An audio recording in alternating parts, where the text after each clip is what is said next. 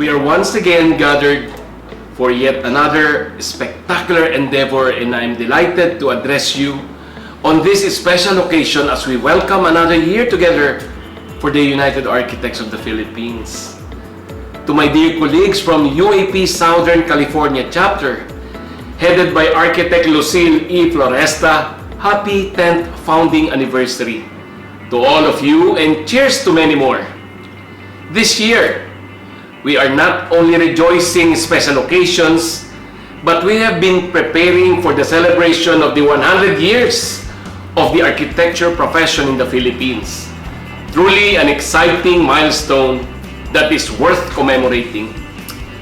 We have always been taking pride in our profession's roots, our forefathers who have planted the seed for us, our great Filipino architects whose magnificent works have all left us in awe and admiration, and our colleagues and contemporaries who are paving the way for Filipino architecture to gain global exposure. But this year gives us a whole level of renewed strength, motivation, and inspiration to keep on moving forward as a unified profession, to take our industry to greater heights, to elevate our skills, develop our core competencies, and continue proving to the world how great a Filipino can be in terms of builds and design. Even during a pandemic, we shall celebrate this event as one, as a strong community anchored in our core values. We have arrived at where we are as a value of our shared purpose, as the fruit of our common resolve to design spaces within which all of us can live and work together comfortably. Wherever we may be, from the most remote region in our land to the farthest country, a Filipino architect can be found. I encourage all of you to join us as one great community of Filipino architects to celebrate and give gratitude. First, to our partners, both in the private and public sectors, for seeking our professional expertise in their endeavors.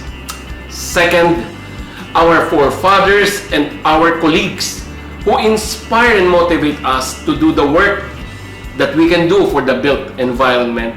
And third, and most of all, let us give thanks to our Almighty Father for His provisions and guidance throughout this century. We thank Him for giving our predecessors the light that had guided them in anchoring our profession to the ground and establishing what we have now today, giving us a sense of strength to overcome hurdles that come with protecting our profession. But as we stay rooted profession to teaching of the past, as an architect, we have to sail and not just to remain steady. It is the challenge this celebration brings us to take part in making an event better Philippine architecture in the next 100 years to come. The United Architects of the Philippines, through this fiscal year's core theme of Member First policy, good governance, and noble leadership, is driven towards the goal of keeping the architecture profession in the country strong and alive. To achieve this goal, I'd like to emphasize the importance of a solid membership for this organization. So far, we stand proud as an organization of more than 50,000 Filipino architects and 181 chapters across the globe. These numbers may seem too much responsibility to lead, but this is nothing compared to the immense support and confidence the general membership has shown throughout the years, and we are truly grateful for that. Though the ongoing pandemic has made us resort to virtual conferences and online meetings, it still made our ties stronger than before. The proactive participation and initiative of the members have shown are the same as before. Through the Member First policy, We can put distinctive plans and projects for the members. UAP provides tangible benefits that encompass not only skills development, trainings, and continuing professional education, but also sufficient aid for our members who are in dire need in these trying times. Even before this pandemic, we have always savored a community where there is a platform to hone talents, develop skills, learn and cultivate relationships with one another. We are grateful that we still get to appreciate an active community through our online platforms.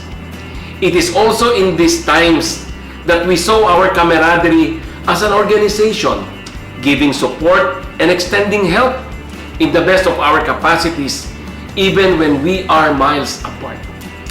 As a united organization, we will all be able to expand our CSR efforts across the country, giving pro bono consultations, extending help in making medical and quarantine facilities, and taking part in donation drives for our fellow countrymen who were affected by natural catastrophes.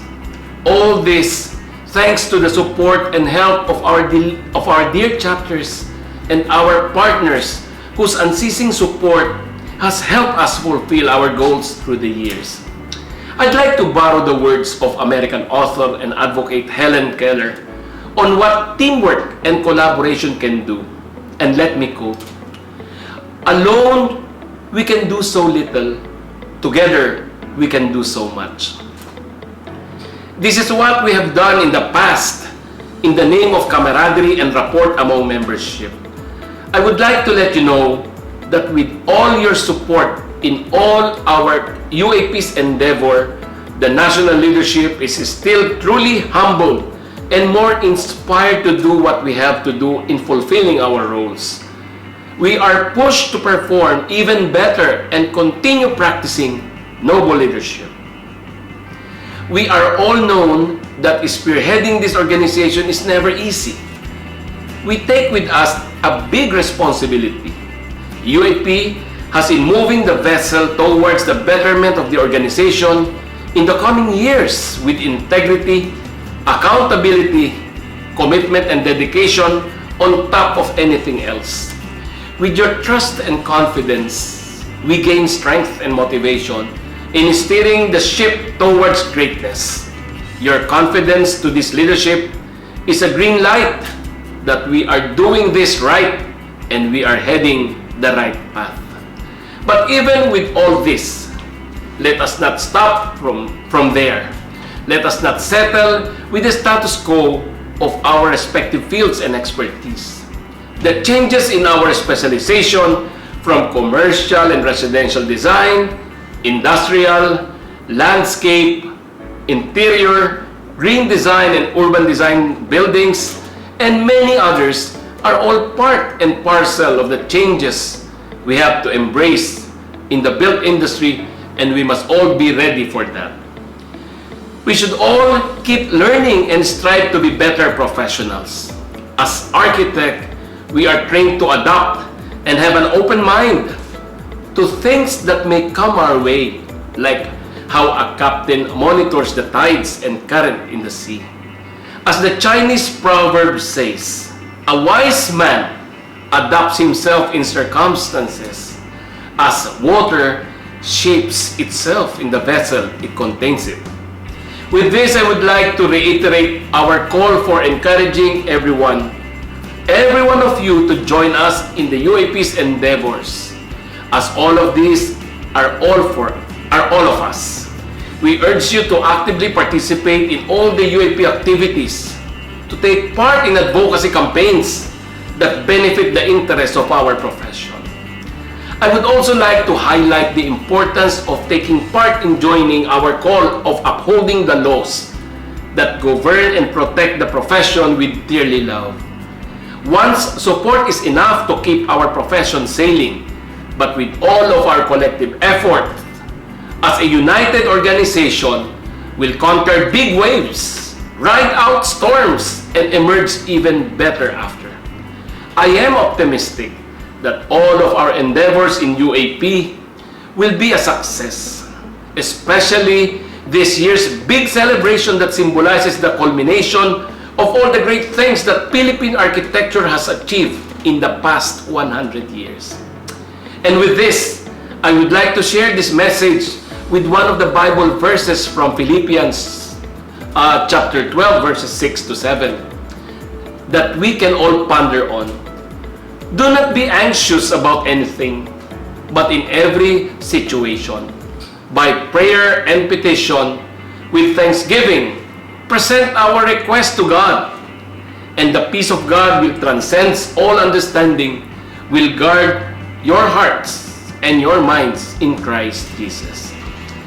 And on this very special occasion of your chapter, I would like to wish the 10th anniversary celebration of UAP Southern California chapter a fruitful gathering and many more brilliant milestones to come. Congratulations, UAP Southern California chapter. Mabuhay ang UAP, mabuhay ang arkitektong Pilipino. Saan man sa mundo, ipinagmamalaki kita, arkitektong Filipino. Maraming salamat.